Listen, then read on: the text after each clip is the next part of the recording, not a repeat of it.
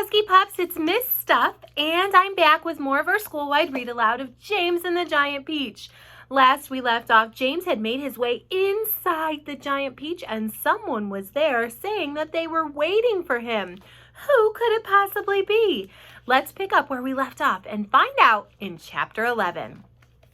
James's large, frightened eyes traveled slowly around the room. The creatures, some sitting on chairs, others reclining on a sofa, were all watching him intently. Creatures, or were they insects? An insect is usually something rather small, is it not? A grasshopper, for example, is an insect. So what would you call it if you saw a grasshopper as large as a dog? As large as a dog? As large as a large dog? You could hardly call that an insect, could you? Well, there was an old green grasshopper as large as a large dog sitting on a stool directly across the room from James. And next to that old green grasshopper, there was an enormous spider. And next to that spider, there was a giant ladybug with 9 black spots on her scarlet shell.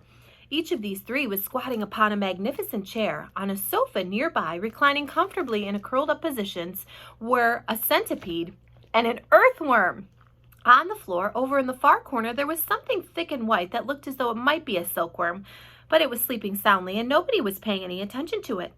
Every one of these creatures was at least as big as James himself, and in the strange greenish light that shone down from somewhere in the ceiling, they were absolutely terrifying to behold. "I'm hungry," the spider announced suddenly, staring hard at James. "Oh, I'm famished," the old green grasshopper said. "Well, so am I," the ladybug cried. The centipede sat up a little straighter on the sofa. "Everyone's famished," he said. "We need food." 4 pairs of round, black, glassy eyes were all fixed upon James. Uh-oh. Do you think they're going to eat James? I hope not. The centipede made a wriggling movement with his body as though he were about to glide off the sofa, but he didn't. There was a long pause and a long silence. The spider, who happened to be a female spider, opened her mouth and ran a long black tongue delicately over her lips. "Aren't you hungry?" she asked suddenly, leaning toward and addressing herself to James. Poor James was backed up against the far wall, shivering with fright and much too terrified to answer. "What's the matter with you?" the old green grasshopper asked. "You look positively ill." Look at all of them.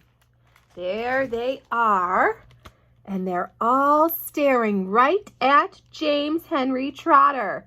Oh my goodness me, there's the grasshopper and the ladybug.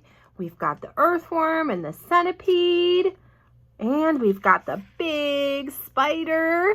Whoa, look at all these creatures. They are certainly very, very large. "He looks as though he's going to faint any second," the centipede said. "Oh my goodness, the poor thing," the ladybug cried. "I do believe he thinks it's him that we're wanting to eat." There was a roar of laughter from all sides. "Oh dear," they said. "What an awful thought." "You mustn't be frightened," the ladybug said kindly. "We wouldn't dream of hurting you. You are one of us now. Didn't you know that? You're one of the crew. We are all in the same boat." "We've been waiting for you all day long," the old green grasshopper said. "We thought you were never going to turn up. I'm glad you made it." "So cheer up, my boy, cheer up," the centipede said. "And meanwhile, I wish you'd come over here and give me a hand with these boots. Oh, it takes me hours to get them off all by myself." Remember, he's got lots and lots of legs. Well, my friends, they're telling James, don't be worried, don't be scared, don't be frightened, because we're not coming to eat you. We're just hanging out, having a good old time.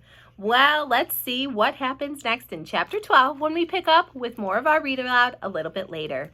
That's it for James and the Giant Peach today, my friends. Keep following along. We'll check in soon, Husky Pups. Bye-bye.